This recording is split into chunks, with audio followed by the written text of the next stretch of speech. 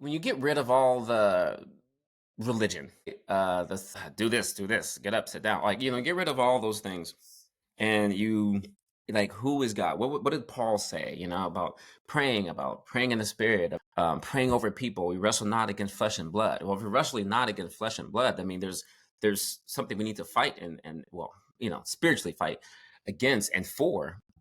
And so it went from just, I'm a Christian, I go to church, I'm a good person, to no, God has sent us into this world to impact the world. Hi, my name is Godfrey Moye. I'm a youth minister at Lower Manhattan Community Church, and this is my faithly story.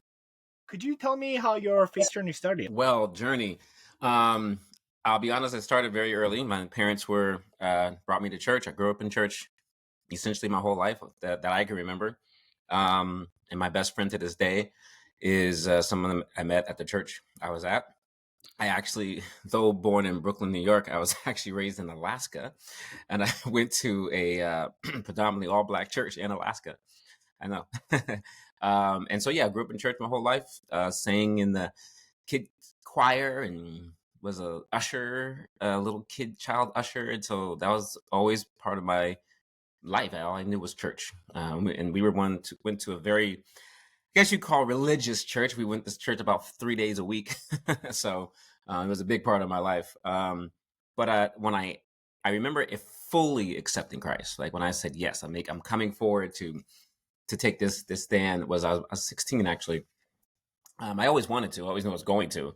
I think I just remember distinctly making the decision at 16, and feeling there was a complete change in me, as far as like how I wanted to be presented, and how I communicate with others. Was there like a moment when you were 16, or were you going through stuff? Like what at 16? No, I think, again, I was in church every week, every Sunday night. But I'm in high school at this time. I'm in Virginia at this time now, no longer in Alaska. And I think the pastor, made I went to the traditional church. Let me turn my notifications off. Went to a traditional church where they would make an altar call or whatever, like, you want to accept Christ today. And I remember just feeling in my gut, like, this is the time, like, this is the time. And so I just remember coming up and saying the prayer of faith. And yeah.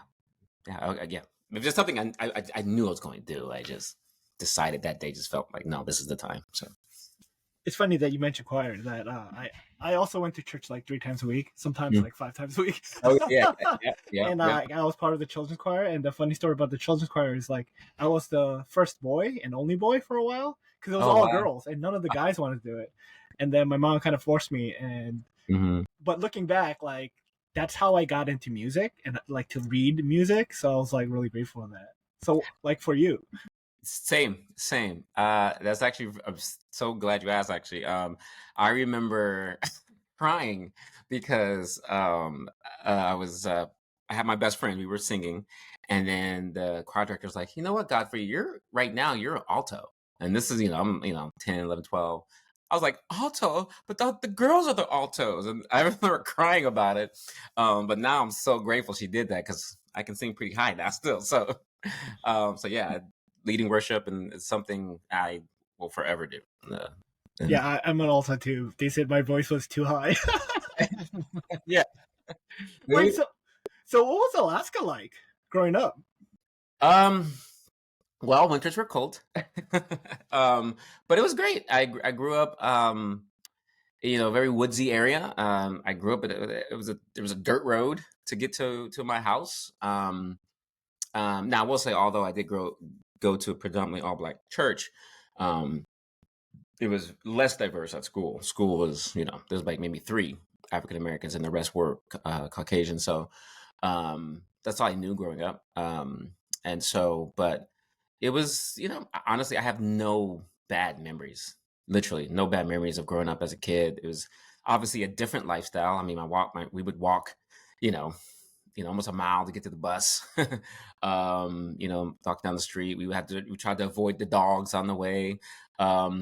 Avoid running into a moose. Very different. I mean, I saw a moose give birth in my backyard as a kid, so yeah, just a very different childhood, but also, I'd probably say very close to most people who grew up in the suburbs. I'm sure it's not too different, as far as like just having friends in the neighborhood and walking down the street and playing games with your friends. But yeah, definitely. Just the winters were very cold. I mean, it's still today. It still gets -20, -30 in the wintertime. So that's different. And snow was on the ground. Like moving to Virginia, they closed the school when it snowed, and I was like, what? Why are they closing the school? It was normal. So yeah, it's a little different. So what was your family doing in Alaska? Military. So my dad married my mother after I was born. So glad he did. So yeah, they're still married today, actually. But we moved to. It was through the military that we ended up in Alaska. And actually, through the military, while we left Alaska, we ended up.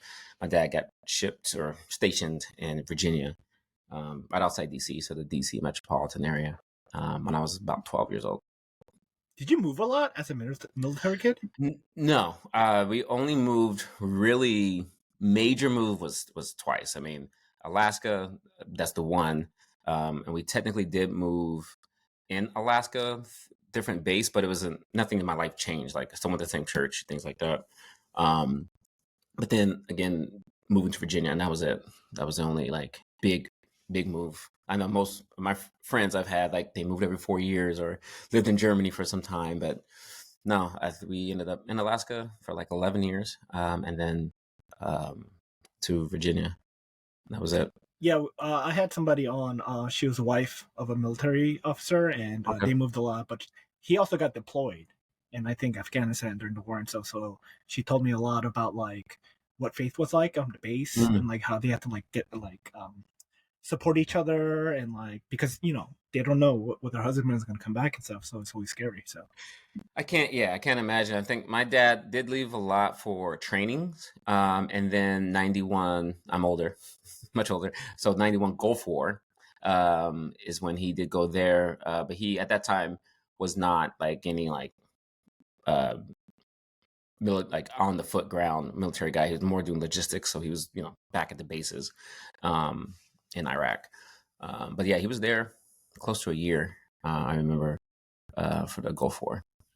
so from 16, like how was your progression toward? I remember, obviously stayed in church. Obviously I went to the church wherever my parents went, my mom went. But I'd say not until I moved to LA. So I graduated high school, moved to New York for about a year or so. I got into acting. That's actually how I ended up in New York, and then how I got to LA was the same thing doing acting. And it was that first year, and it was nothing but God. I met a pastor, or a man who was about to become pastor. He was starting a church, him and his friend, and met them at a restaurant randomly. And it was through that church where, like, I'd say love for God grew. Like I was always going to go to church. There was no doubt I was going to stay in church, but through that ministry, I began to, like, I'd say my falling in love with God grew to a whole nother level. And I just, yeah, grew tremendously. Began to read the word like every day. Yeah, so a big part of it became like my life. Like it became like, yeah, this is what I'm be doing. So Is the church still there? What's the church called? no, actually, that's a whole nother conversation. The church did end a couple years after I left. Actually, I left the church, but I was there for 8 years. I helped it start. I was there from it was called City of Praise Christian Church in Los Angeles, California. But it was a very, I'll just say, I grew up Church of God in Christ, which is Kojic, which is Pentecostal. Excuse me. And the pastor was raised in the same denomination, although our church was non-denominational. But we were very, would you say, Pentecostal as far as Spirit filled. spirit filled. Yes, yes. Spirit filled. I'd say overflow was what the church was. I mean, it was like a military service. Like I kid you not, we would wear fatigues some Sundays because we were felt like we were going to war every Sunday. And the service would last, I kid you not, minimum 3 hours every Sunday. And we would just pray and worship, and the pastor, was very prophetic. So he would, pray over people for another hour after service, after he preached. So it was just like that every Sunday. It's like a revival conference every single Sunday. But I loved it. Loved every moment of it. And don't think I would go to a church like that now, but I'm so grateful that I'd say it was my birthing. It was like my foundational, even though, again, raised in church, but that was like my foundation now, in my eyes, as far as how I view the Lord and things like that. Yeah, I have like a charismatic background, so it's Okay. fun when you're young because you have a lot of energy. But as I Yeah. get older, I'm like, Yeah. it's a little too much now. Let's just like Yeah. relax and be a man of peace. And Yes. Yes. Yeah. I need it every once in a while. Thankfully we've I'm sure everyone knows about Bethel. They actually have a service here now in New York, and so I've gone a couple of times. It's like, ooh, felt good to get in that. I haven't been in that atmosphere in a while. But yeah, definitely is. Yeah, again, 3 hours every Sunday. That's not plausible right now. so, what was it about that environment and the pastors that helped you fall in love? um, I think it was we were so. How do I say this? Like when you get rid of all the religion, right? The do this, get up, sit down. Like, get rid of all those things. And you like, who is God? What did Paul say, about praying in the spirit, about praying over people. We wrestle not against flesh and blood. Well, if we're wrestling not against flesh and blood, I mean, there's something we need to fight and well, spiritually fight against and for. And so it went from just, I'm a Christian, I go to church, I'm a good person, to no, God has sent us into this world to impact the world. One of the I guess mission statements of the church was, to be a city set on a hill that cannot be hid. It's like, no, we're in this world to be a light, and if we, how can you shine unless you spend time in His presence, spend time in the Word, spend time in worship? How can you then be ready to go out to battle? So yeah, it was just a different mindset, of, again, more than just, I came to church, I heard a good message, I'm gonna be a good person now. It was like, no, like God sent us into this world to impact the world. So What do you think about like what was about that resonated with you? Was like, oh yeah, that. you know what, I'll say this. I remember, after I accepted Christ, I'm like 16, I'm like 17, 18 now. I'm at a church, the church my parents were going to. And I remember, for instance, I remember the pastor for once, they, I hate to say it, but my culture, but black churches, they all sound the same. It's like the same rhythm. It was like, okay, it's like, gotta be more than this. Like, and then, but also worship. Like, again, I grew up, gospel choir and singing in the choir and singing songs. And in that culture, I'd say it's more, you hear a good sound. It's like, ooh, that girl can sing, And I just remember I needed something different. I just knew I didn't know what I was looking for, but I knew I needed something different. And then that first time in prayer with the pastor, and then when we started singing worship, it opened my eyes, because again, I love to sing. I'm an energetic person. I like to jump around. I like to feel, the song. And we would worship for an hour, just jumping and praising, and like, this is for the Lord. They talk about, I'm a big Cowboys fan. Please keep watching. I know I'm a Cowboys fan. I know. But when I'm watching the game, I'm jumping. I'm in it, and it's like, how can I not do that for God? So that's what it was. It was just this freedom of worship. This, even the way he preached was just, he was digging into the Word. It was going to be, I remember, we were all like in our early 20s, and this like 60-year-old women were coming by, and like, you know, uh, thinking that, oh, this is too deep for these kids. And we're like, what are you talking about? This is what we need. It was like, very theologically sound, and just, again, just more than just your cookie cutter, you know, be a good person. So yeah, so that's what it was, challenging. That's the word. Yeah. So it's very challenging. It's like, be better, go deeper, go deeper. So You know, that's I guess it spoke to me, to my personality. And everybody wanted that. Believe me, a lot of people came through. It was like, that's too much. I'm good. And but for us, for those who were there, we were wired for it. So were you still acting at this point?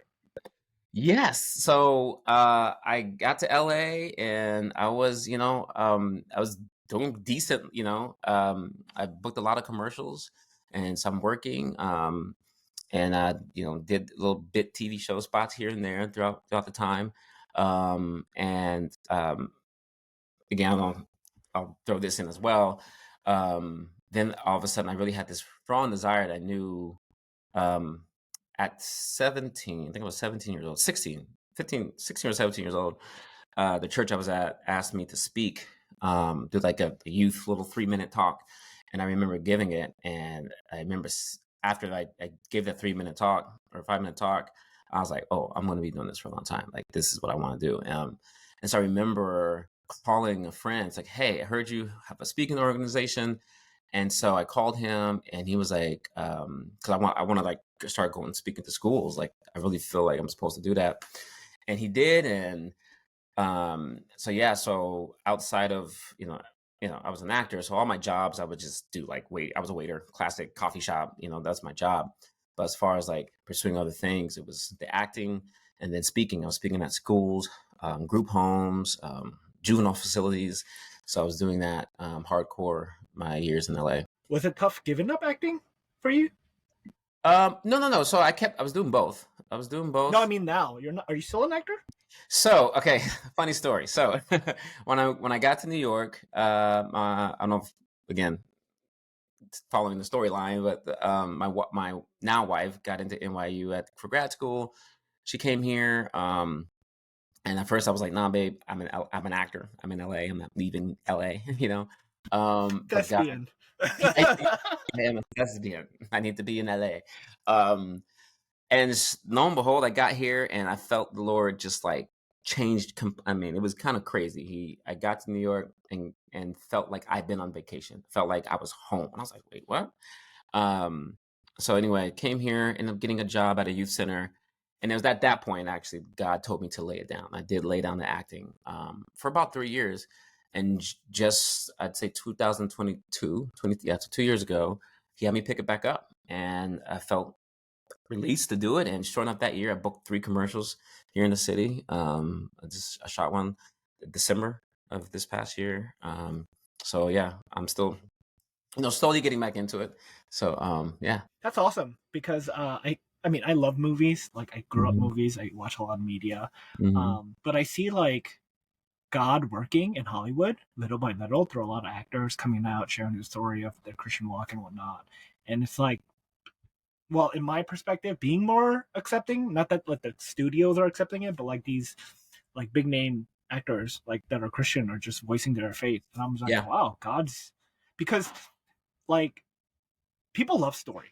You know what I mean? And people Mhm. love characters because it like Mhm. resonates with them. And it's like because God is a storyteller. Yeah, And so yeah. I feel like movie and media is like the next generation of the storytelling of the gospel. And Yeah. so like it's amazing that you're going to be part of that. No, it's funny. I have been feeling it really strongly to like get into like apologetics hardcore. Like I was in it years ago, but now I've been like really into it, like, different books and videos I've been watching. Because I did last year, I ended up taking an acting class, and then long story short, I got cast in a showcase. I didn't even want to audition, but the director was like, "No, you should really do this. You should really audition." And ended up getting a part in it. And I remember being on, doing the rehearsals and stuff, and you know, there's, one of the people in the showcase was a, transvestite. Matter of fact, and then the stage manager was a transvestite. And I just remember like really realizing that God really needs me in that space. And to an even more point, there was a young man in my showcase from my class who I ended up sharing something in class about that I'm a youth minister. And he called me. He was like, "Hey man, I have been looking for a brother to to talk with. I'm a Christian as well, man, and I was so grateful to hear you say that." And so I was just like, okay, God, like, to your point, like God is sending us there, and to love on people. Obviously, I'll always speak, the truth, but the truth is love at the end of the day. And so I really have been feeling strong that God wants me in that space to love on people, to be a living epistle, read of men, and so yeah. But if those conversations come up, obviously speak in love and and be able to answer their questions. What advice would you give like younger brothers and sisters who are trying to get into acting as a Christian? Because in the beginning you're kind of scared from Mhm. basically what I've been told from my acting friends. But Mhm. then like once you get like more popular and you have this leverage of being able to talk and not being afraid of getting canceled, Yeah, like yeah. it comes out more. So like, how would you encourage them? Um, Again, I think it's just leading with love. I think that's just the biggest thing, and then finding your people within. Asking the Lord to send you, as they say, advocates. In the industry, like you can talk with and have these conversations with. But also, number one too is just stay in your word, study, pray, let God lead you. Especially things will come your way that maybe I will say this strongly, like maybe I'm not supposed to take a role, right?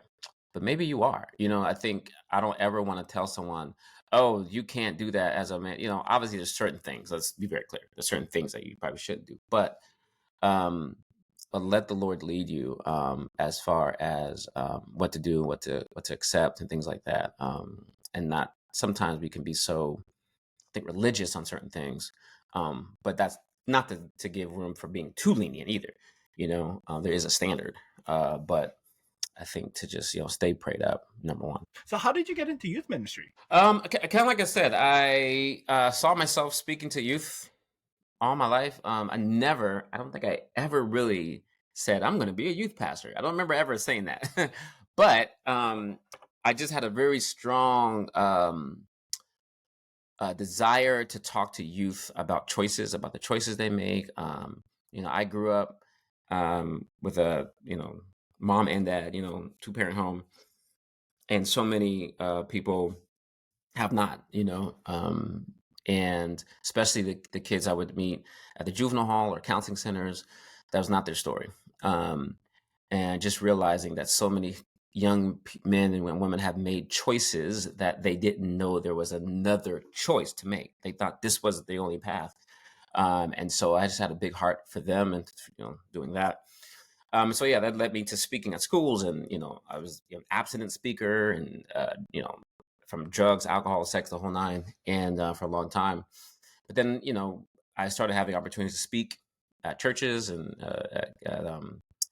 I remember being one of the assistant leaders. I would say pastor, but assistant leaders at a college ministry in LA. So I started really growing in that. And then fast forward here in LA, I met a man named Aswan Morris, shout out, at Renaissance Church, for the church my wife had found and had started going to.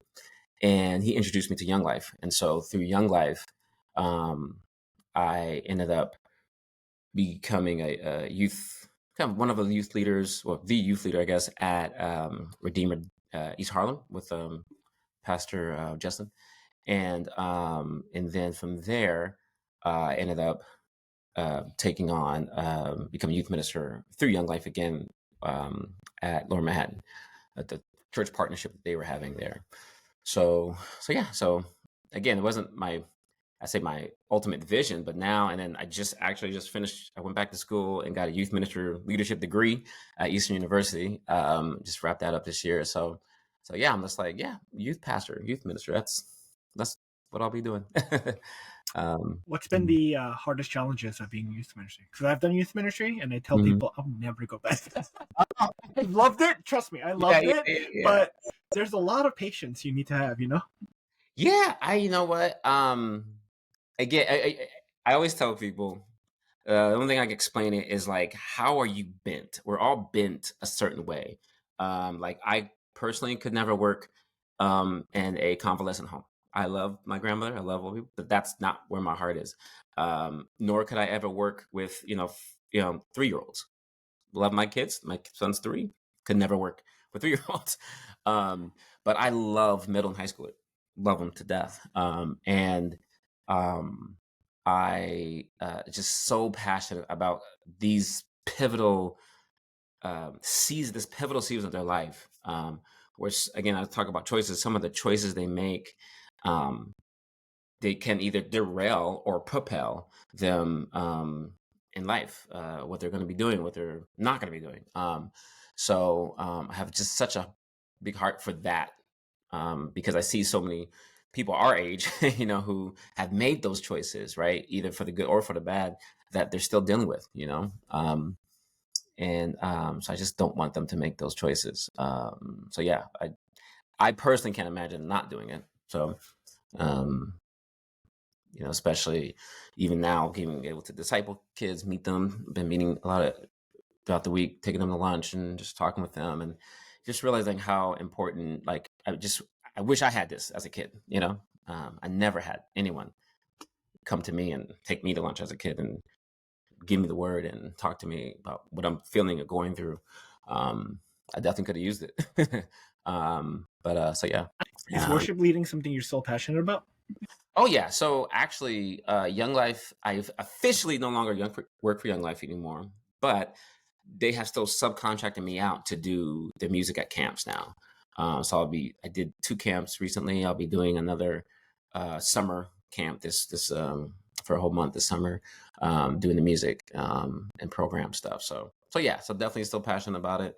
Thankfully, I have some friends that I've sung on his album a couple of times, so he'll call me up to go do some music with him. He's a Christian rapper, Randy Mason. Shout out, he's amazing. But yeah, so I still get a chance to do that occasionally. So what's going on in your life now? So now it's funny. It was a bit too full when I was still in school, but now that school's done, on Sundays I work at LMCC. Monday, during the week, I go to schools and speak. In fact, today I have a school mentorship program I speak at a school in the Bronx. I go there Tuesdays and Thursdays. But then on Wednesdays, I work with another church called Wellspring. I'm sure you may have heard of them. Wellspring with Pastor Seth. So I'm there Wednesday nights. I'm a co-leader there. I'm not but I'm the co-leader there, which is perfect. So yeah, it's great. Another great group of kids there.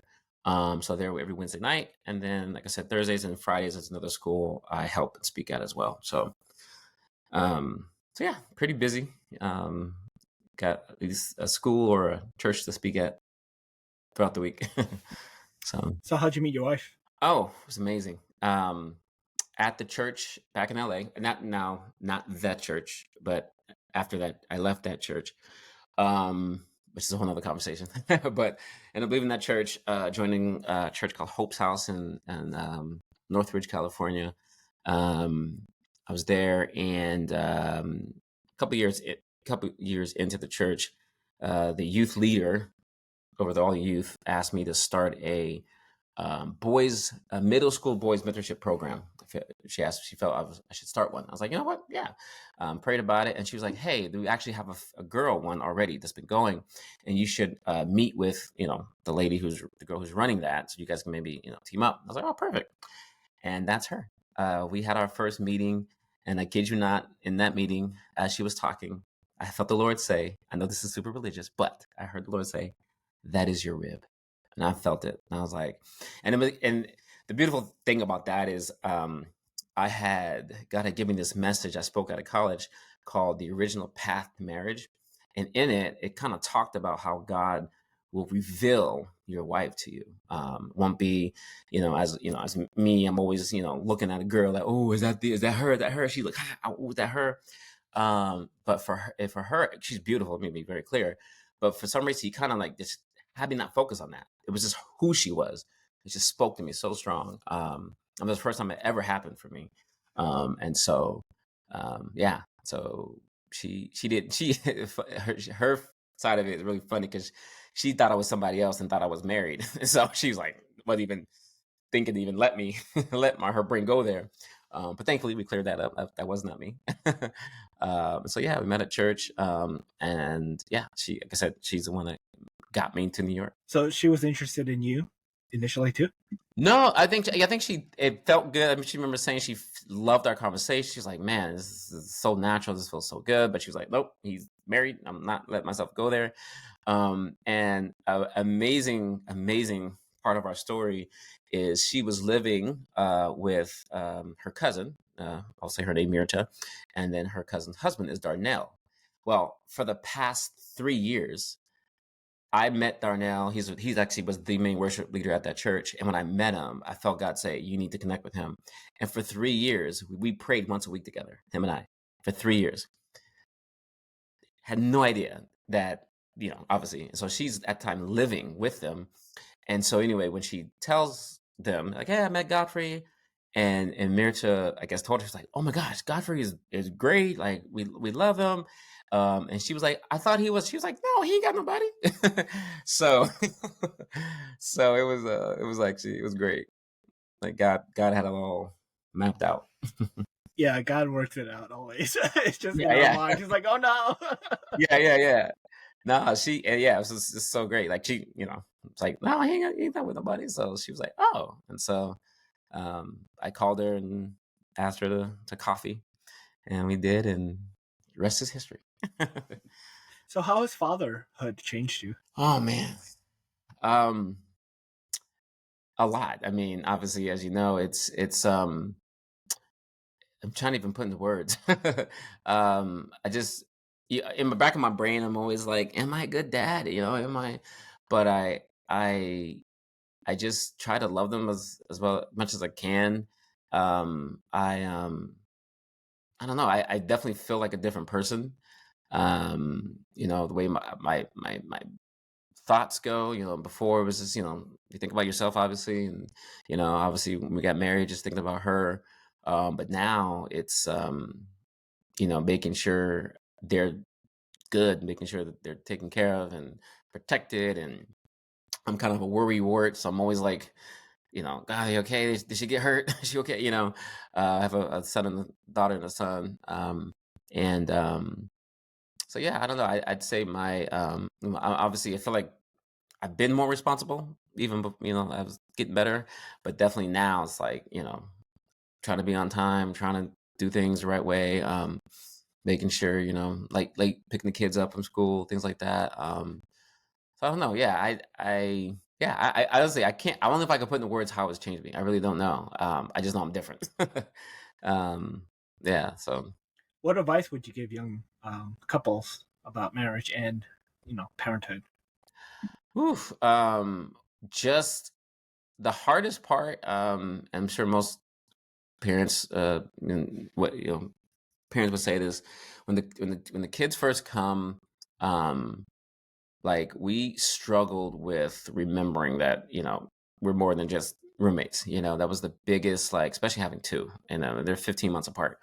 um and for us it was just like really um making sure we're connecting, because it really does become focused on the kids, focused on the kids, focused on the kids.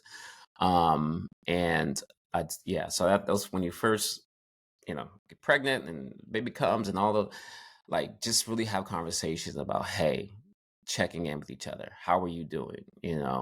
Having those um, honest conversations. One of the grateful things I love about my wife and I is that we're able to speak honestly, with each other, like how we're feeling, and so yeah, so just making sure like you guys can like communicate even more with each other. And then one thing we're also learning, because now our kids are talking a lot, is for us to making sure we probably communicate about things before getting in front of them, because sometimes I think we'll both have different ideas about something, about the kids, what they're asking, and then the kids are sitting there watching us kind of go decide on something, which is, you can't plan that kind of stuff. But just again, I think just trying your best to just talk to each other more. And it's difficult because we both work full-time jobs. I mean, again, my job is not full-time. I work multiple different things. I'm running around, but especially with her job, we don't get a lot of time together. because it's get the kids, or I mean, go to work, do the work, get the kids fed, put them to bed, and then try to figure out those last couple hours before you fall asleep. So yeah, so that'd be the number one thing. What made you fall in love with her? Oh man, like I said, that first meeting, I knew I felt something just about who she was. But she is the most loving person I've ever met in my life. Her heart is so big. And I remember taking the strength finder, and if you've ever done that, like I think the lowest I guess is 34, and empathy was my 34. And so I knew like uh that wasn't me, but it was just her. Like she is just literally one of just the sweetest person, and the way she cares for people, loves on people, loves me. But just watching her, and just the way she, her attention to details, she's just great. I mean, she's a senior manager now, so attention to detail is part of her her resume. But yeah, she's and she loves the Lord. Obviously, number one, loves God and challenges me. Again, especially on the heart matters. She just she knows how to. From day one, she knew. I would say I felt like she had the codes to my heart because she knew how to say things. Like I said, she could say anything to me, and she just knew how to say it. That would cause me to just like, oh, okay. So yeah. And how can we be praying for you and your family? I think the time, which I'm sure every New Yorker would probably say, just praying that we can maximize our time. I think one of the biggest things is, I think over the last 2 years is, as I said, it wasn't my original plan to for vocational ministry. And so now this is our second church vocationally. And so I think just, navigating that, because I get to church and I go to work, we don't go to church to sit together and listen to the word. And, so it's been a very still new thing for her, and for me. So I think just navigating our spiritual walk together, because right now it does feel sometimes a little separate, because even those working in ministry, you don't sit and hear the word a lot, in my role position. So yeah, us finding that time to sit with the Lord, and even us praying together more too. I'd say just pray that we can find places to tap in together, spiritually. All right. Thanks for coming on the podcast, Godfrey. Oh, thank you so much. Yeah. All right. That's about the podcast, guys. Bye.